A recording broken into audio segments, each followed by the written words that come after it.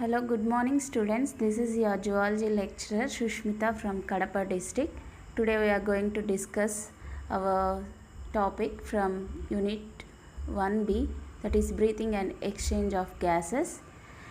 See, breathing and respiration both are entirely different. So first of all, let us know about the differences between breathing and respiration. Breathing and respiration are similar words, but breathing is entirely different from respiration.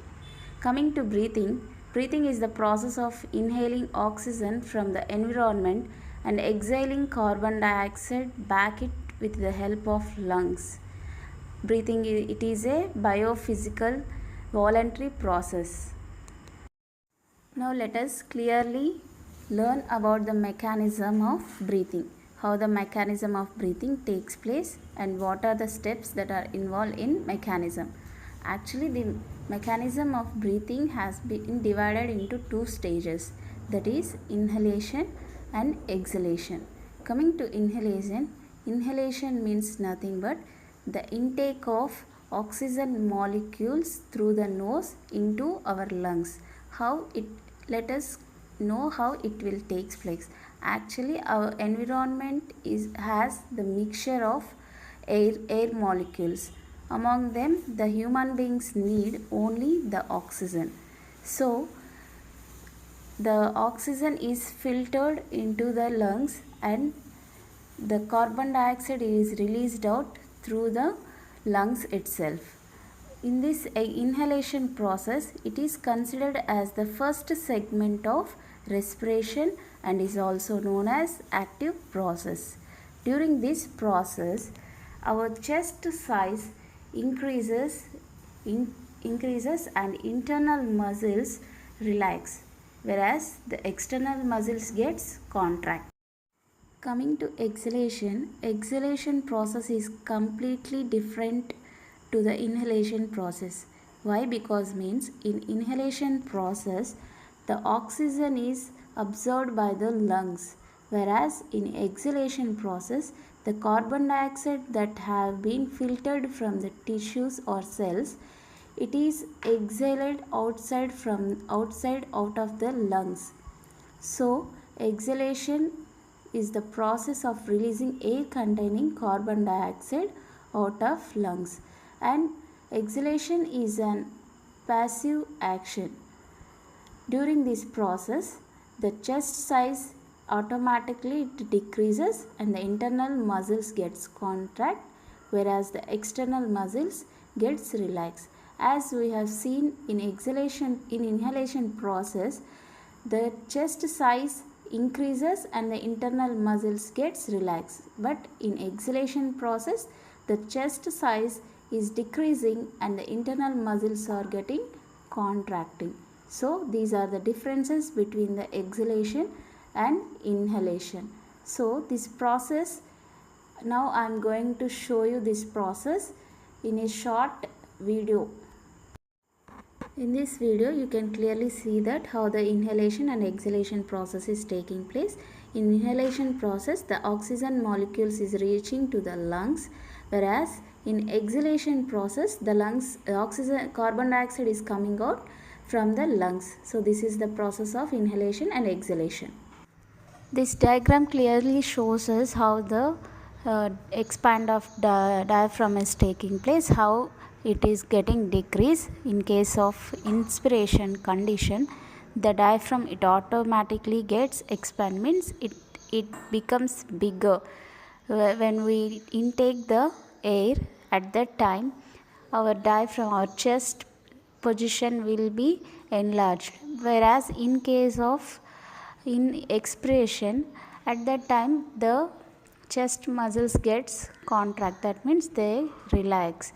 Likewise heart, how it contract and relax, in the same way our diaphragm also will get contract and relax. During the inspiration period it becomes enlarged, and the expiration period its chest size or diaphragm size it gets decreased. So these are the differences between the inspiration and expiration, and inspiration is the active process, whereas the expiration is the inactive process.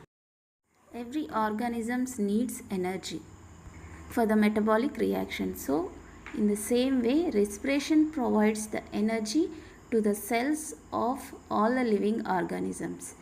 Respiration is a biochemical process in which the cell of organisms obtain energy from oxygen and glucose in turn releases ATP. Means during this respiration, the chemical process will occur through the cells of an organisms. At this process, the cells receives the energy from the oxygen and converts them into glucose and releases out the ATP. Here ATP means adenosine triphosphate.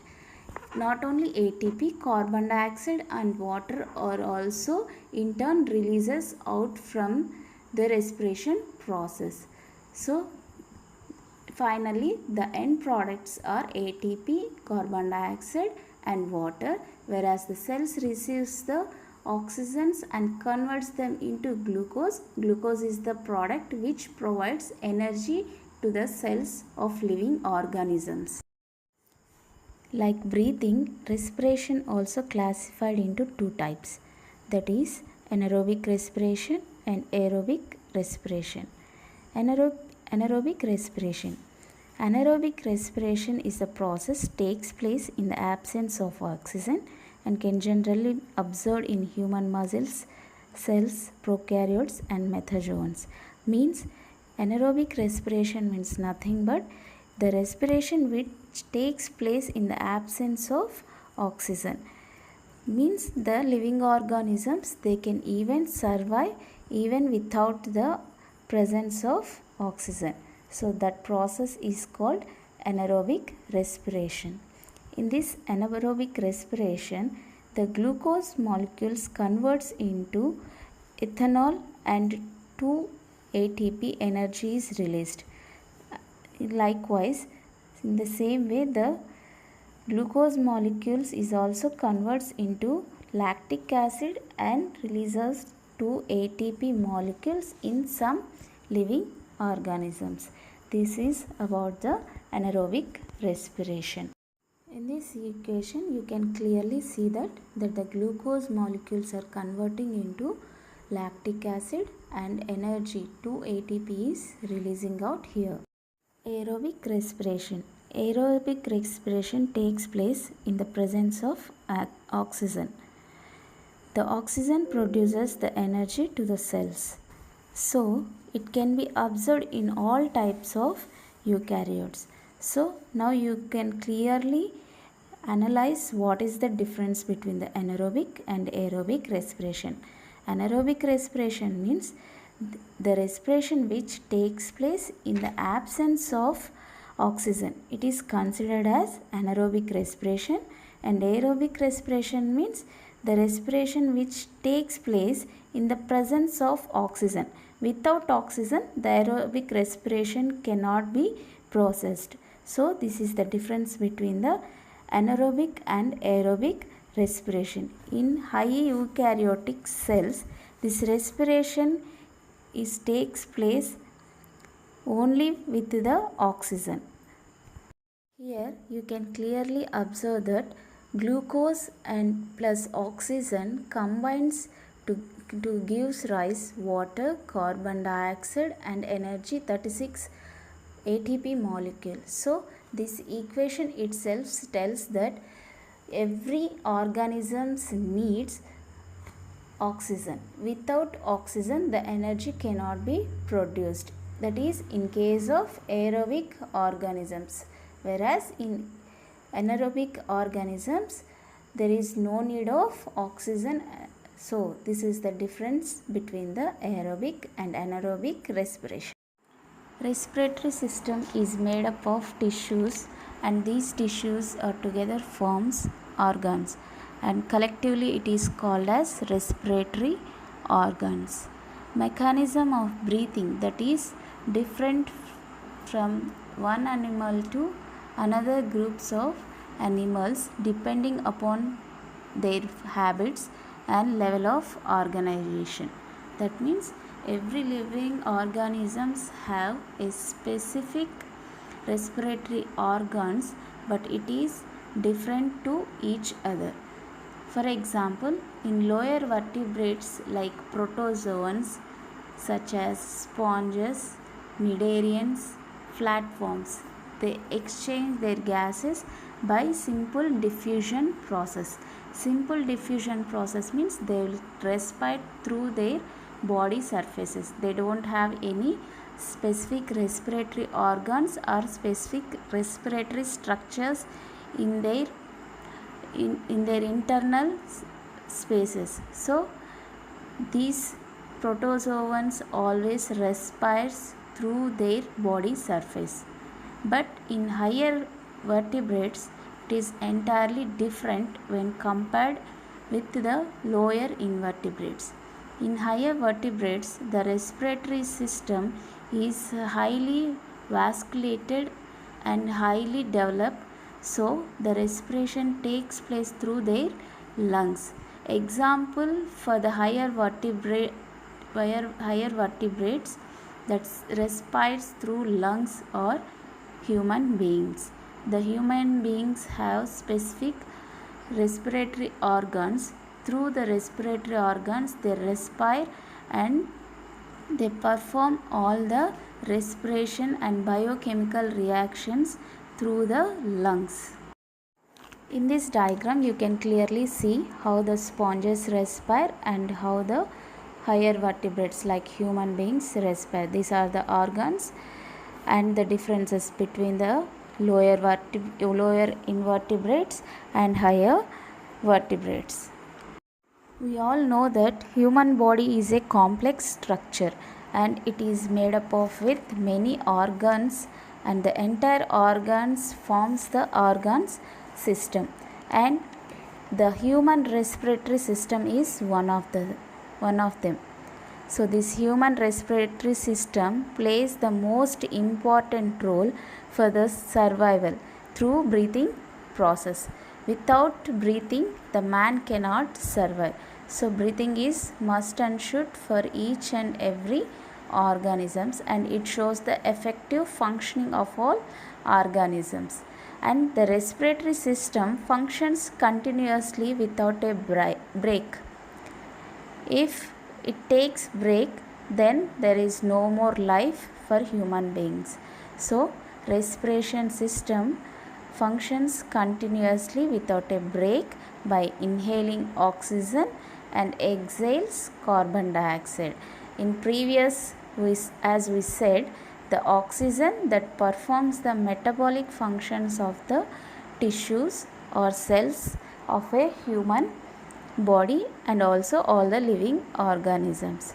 So once if respiratory system stops the functioning, then the life is no more. So it's very essential for each and every organism. Here you can see the human lungs and how the parts are arranged, respiratory parts. So this is the structure of human lungs. The human respiratory system includes the following organs, that is external nostrils, pharynx, larynx, trachea, bronchi, lungs. One by one, let us know about the importance of these organs in lungs. Coming to external nostrils. A pair of external nostrils open out the upper lip. They lead into the nasal chamber through the nasal passage. Actually, the main organ is nose. Through nose, we will intake the breath from the environment. So this nose has been divided into two external. A pair means two external nostrils that opens out the upper lip, and these upper lip they leads into nasal chambers. Through nasal chambers only the air will passes into the remaining parts. So first we respire the air through nose, and this nasal chambers has been divided into three parts. They are vestibular part, respiratory part and olfactory part. So vestibular part, it contains hair and sebaceous glands which prevents the entry of dust particles. Means this vestibular part that mainly have the hair and sebaceous glands which sends the waste products through sebaceous glands from our human body. So these are the main parts which prevents the entry of dirt particles into the lungs. Next, respiratory part. It involves in the condition the temperature of inhaled air. So it mainly involves in conditioning the temperature of inhaled air, means how much air we are taking and what's the temperature should be there. It all will be controlled by the respiratory part. And finally, coming to the olfactory part, it is lined by a olfactory epithelium. For this olfactory part, an olfactory epithelium is covered. And finally, this nasal chambers leads into the pharynx, and this pharynx is nothing but the common passage for food and air. Means through this pharynx itself the food enters into the stomach and also the air also reaches to the lungs. So it plays a major role. Later, this pharynx opens into the glottis after larynx region into trachea. Means this pharynx that directly opens into the glottis after larynx. So now let us know what is larynx and what are the functions of it. Larynx is a cartilaginous box which is also called voice box. So the voice comes out for us through this larynx itself. Hence it is called as voice box. Wall of larynx, it is supported by 9 cartilaginous tissues. They are thyroid, cricoid, epiglottis and the unpaired cartilages. Whereas the carticulate have a small nodule of elastic cartilage articulating with the arytenoid cartilages, and arytenoids and cuneiform cartilages are the paired cartilages. Among these, the glottis is covered by a thin life structure which is elastic in nature and attached it to a thyroid cartilage. It is called as epiglottis. This epiglottis plays a major role in preventing the entry of food into the larynx through the glottis. This is the main importance of glottis. So glottis is covered by a thin leaf like structure and it has epiglottis on it. That epiglottis prevents the entry of food into the larynx through the glottis. The midventral part of the thyroid cartilages forms laryngeal prominence and it is called Adam's apple. In this image you can clearly see how the Adam's apple is present near to the pharynx region. Finally, the pharynx that is open into the trachea, which is the passage that allows air into the lungs. Through trachea, the air enters into the lungs and it is made up of with C-shaped cartilage ring. The trachea, it contains C-shaped cartilage ring and it has 2 branches called primary branchiae. This primary branchiae plays a major role which undergoes repeated divisions to form the secondary and tertiary bronchi. Finally, it ends with the terminal bronchioles. These bronchioles almost looks like a bunch of grapes which are filled with a sacs called alveoli sacs. These alveoli sacs looks like grapes. An average lung contains about 6 million of alveoli in human body. Finally, a pair of lungs is formed from bronchi, bronchioles and alveoli. All these together forms a pair of lungs, and the left lung and the right lung, these all together forms the left and right lung. Actually, the left lung has two lobes and it is smaller slightly when compared with the right lung. Why? Because means it is located near to the heart. Hence, the left lung is slightly smaller when compared with the right lung, whereas the right lung is much bigger than the left lung. Why? Because means it has three lobes, whereas the left lung has only two lobes, and each lung is enclosed by two membranes, the outer pleural membrane and inner pleural membrane. Means the lung has two membranes. When we open the lung inside, there we can see two membranes are present in each lung. They are called as outer pleural membrane and the inner pleural membrane. This outer pleural membrane is close contact with the thoracic lining.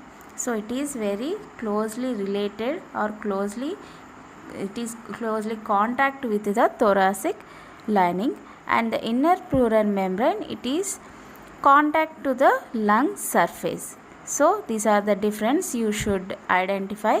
What is means the outer pleural membrane is very close and in contact with the thoracic lining, whereas inner pleural membrane, coming to this, it is very close contact with the lung surface. So the membranes, these membranes encloses a space. So these membranes combines and encloses a small space is formed by this membrane, and that space is called pleural cavity. This pleural cavity contains blood or pleural fluid. Maybe these membranes have the spaces, that spaces have the blood or pleural fluid. And this pleural fluid, the importance of this pleural fluid is it just reduces the friction on the lungs. So it decreases the friction that is having on lungs and surface when the lungs expand and contract. During expansion and contraction of lungs, this pleural fluid helps in reducing the friction that is having on lungs. So this is the major role played by the pleural fluids. Later, these lungs are situated near the right airtight thoracic chamber. So mostly where is the lungs is situated? Near the airtight thoracic chamber. These chambers are supported by vertebral column dorsally and sternum ventrally. Dorsally means backside. Backside this thoracic chamber is supported backside of the vertebral column. Where is vertebral column is present? It is mainly present on the backside of human bodies. So this vertebral column is supporting the thoracic chamber from the dorsally, and ventrally the sternum is supporting the thoracic chamber. This is all about the respiratory organs that are present in human beings, and in the same way let us know about the respiratory system and what are the performance that are doing. So this respiratory system is also divided into two parts. One is conducting part conducting part, and another one is respiratory part. Let us see what is the role of conducting part. This conducting part spreads the external nostrils to the terminal bronchi. Mainly these conducting parts, what they will do, they spread the external nostrils. It means the nostrils that are present, they are extended to the terminal region of the bronchioles, and it transports the atmospheric air to the alveoli. It provides the atmospheric air to the alveoli. From there, the alveoli, they do the exchange of gases. So this is the main role that is playing by the conducting part. Next, coming to the respiratory part. This respiratory part have the alveoli and alveoli duct, and this main the main important role in this respiratory part is it, here the diffusion process takes place, means between the alveoli and the blood the diffusion process will takes place, and the exchange of gases or takes place in this diffusion process, that is mainly occurs near the respiratory part. The major role is played by the alveoli of the respiratory part. In this image you can clearly see how the alveoli is doing the diffusion process and how the exchange of gases is taking place between the alveoli and the blood. Before we said the exchange of gases takes place through the diffusion process. Mainly during the diffusion process the alveoli involves, and the alveoli contains the alveolar membranes. These plays a major role in diffusion process, and the diffusion membrane is made up of three layers. They are squamous epithelium, alveoli, and the endothelium of alveolar capillaries, and the basement substances in between them. So by these three membranes the diffusion process will takes place, and alveoli, as we discussed before, it plays a major role on exchanging of gases and thick membrane, and its thickness of the membrane will be around millimeter. So it is how the exchange of gases takes place between alveoli to the tissues. Next, transport of gases. Actually the carbon dioxide is 20 to 25 times more soluble than oxygen. Hence the amount of the carbon dioxide that diffuse through the diffusion membrane is much high compared to that of oxygen, and diffused gases is carried out by the blood from the lungs to different organs of body. This cause gas transport, means these diffused gases which these carries as the gases to the blood through the diffusion process, and the blood from the heart enters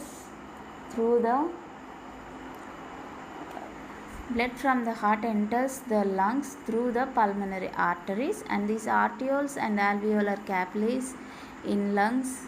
Oxygen and carbon dioxide are exchanged between the blood and the air.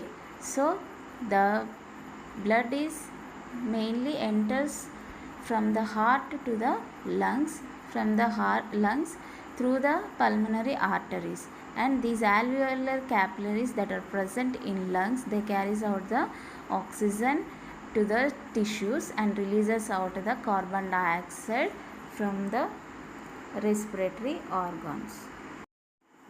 The diffusion of gases between the blood and the tissues is considered as internal respiration, and mainly the hemoglobin in the blood that plays a major role in transporting the oxygen, and this is the importance of hemoglobin.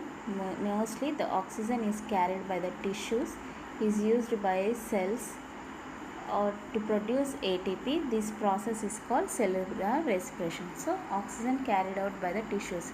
Whatever the tissues that are carrying oxygen, finally they release out the ATP, and this ATP as energy, and this energy producing process is called cellular respiration. And we can also measure how much we can breathe. An average lungs can hold around 6 liters of air, and it is small amount used during breathing times. And the volume of gas contains within the lungs is called respiratory volumes, and those volumes are called respiratory capacities. As we know, the transportation of gases are taking place in cellular or tissue levels. From this, how the transport of oxygen is going on can be seen here. About 97% of oxygen is transported to RBC. RBC means red blood cells in the blood. Among it, 3% of oxygen is carried in a dissolved state to the plasma. This oxygen it binds with the hemoglobin and forms a reversible manner to form oxyhemoglobin, and this oxygen can be drawn through a sigmoid curve, how the oxygen levels are increasing and how these are transporting.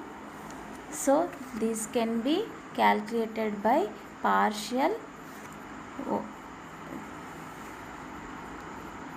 it can be measured by the partial pressure. So the partial pressure of oxygen is low and lesser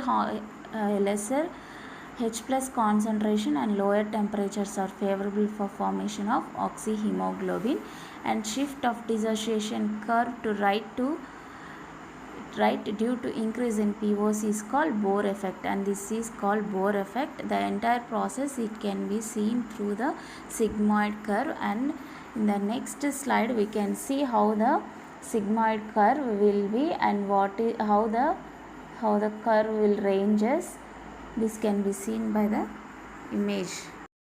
In this image you can clearly see that the partial pressure of oxygen, the y-axis is considered as oxygen partial pressure and the x-axis is considered as hemoglobin saturations. Here from the 0 onwards you can see how the oxygen levels are increasing and how the sigmoid curve is going on and falling down, and this shows the oxygen partial pressure. Coming to the transport of carbon dioxide, about 7% of carbon dioxide is the transport as dissolved state in plasma. 23% of carbon dioxide combines with the hemoglobin to form carbaminohemoglobin. This binds with the CO2 and hemoglobin and is related to the partial pressure of carbon dioxide. In the tissues, carbon dioxides are partial pressure. In partial pressure of oxygen is low, which is favorable binding to CO2 with hemoglobin, and this is the process how the transport of carbon dioxide takes place. And transport of bicarbonates, here the RBCs that contains an enzyme, that enzyme is called carbonic anhydrase. This carbonic anhydrase which facilitates the reactions in both directions. Here carbon dioxide and water combines to form carbonic and bicarbonic plus hydrogenous ion. So this bicarbonic transport of bicarbonates is a reversible reaction and it performs the reversible reactions. Finally, this respiration process also involved in the chloride shift. In this chloride shift, the bicarbonates that diffuses out in the plasma membrane, that means from the plasma membrane these bicarbonates comes out and the chlorides that enters to the red blood cells at tissues levels. So this is called as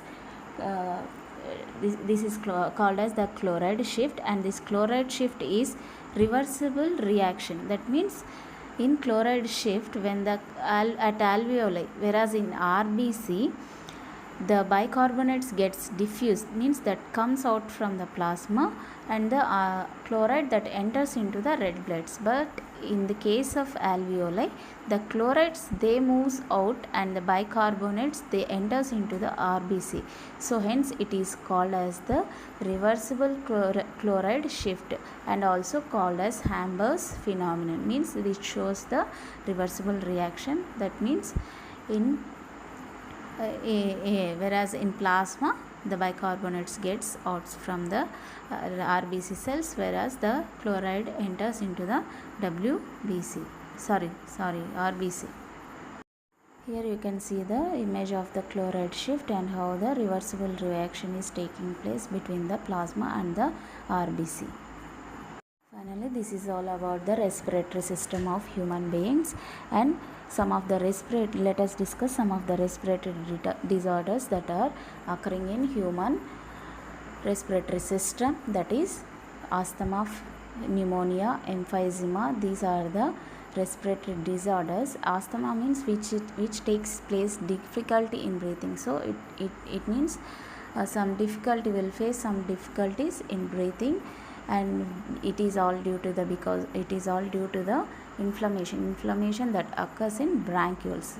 And while this asthma is attacked, we'll see some kind of symptoms which are called difficulty in breathing and wheezing like sounds and continuous coughing, and these are the symptoms that we can see during this asthma condition. Whereas in pneumonia, this pneumonia affects the lungs of the human beings by the bacteria called as streptococcus pneumonia.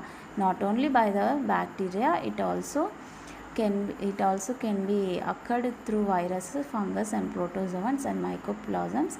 And the main symptoms of this pneumonia is inflammation in lungs. And next, coming to the emphysema, it is a chronic disorder and it may also leads to the death when we don't take certain treatments. And this emphysema is mainly caused due to the smoking.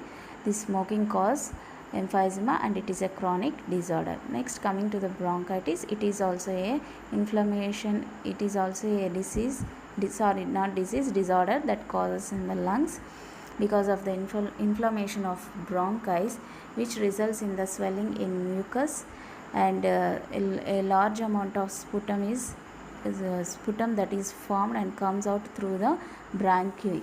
So these are the disorders that are facing in our respiratory system. Asthma is the chronic diseases of lungs. This chronic disease is caused due to the swelling inside of the bronchioles. The bronchioles gets contract during this period. At that time, it causes difficulty in breathing and also unable to take the air from outside. So there is a proper treatment for it. If we go through the vaccination, it can be controlled, and sometimes maybe it also leads to the death of the human beings. So prevention is better for these conditions. How to prevent means by having regular lungs checkup and wearing mask. These are the main preventive measures that should be taken. Aerosols, and also have to prevent the aerosols like sprays and using body sprays. All these are aerosols which causes the asthma. Let us know some of the preventive measures for protecting our lungs. So to protect our lungs, we should stop smoking. And why? Because means smoking, it damages our lungs and increases the risk for a number of diseases like cancer, COPD. This is all because of the combustion of materials release harmful substances in our lungs. So like toxicants, carcinogens, these all causes the cancer diseases, and they also spoils the lungs, and it decreases the capacity of lungs and their functioning. So better to avoid smoking. And next, coming to another preventive measure, we should wash our hands regularly with the soap and water several times a day, because this process will keeps the germs away from the infectious diseases. So this is also one of the prevention method. Another one, we have to cover our mouth with handkerchiefs and tissues, and we should not sneeze out in public places. So it is the most important thing. The why means this cough will spread more germs to the other persons. So there is a plenty of risk of getting lung diseases. So this is also one of the prevention method. And another one, we should always keep our surroundings clean and fresh. Fresh air should be there in each and every houses. So we have to avoid using aerosols products. That means, what are the aerosol products? Aerosol products means hair sprays, like body sprays. By using in a large amount, they also causes some kind of irritation in our lungs. So these also will cause more damage to the lungs. So we have to clean our house. Also we should avoid using toxicants like aerosols products of hairsprays. Another one is wearing mask.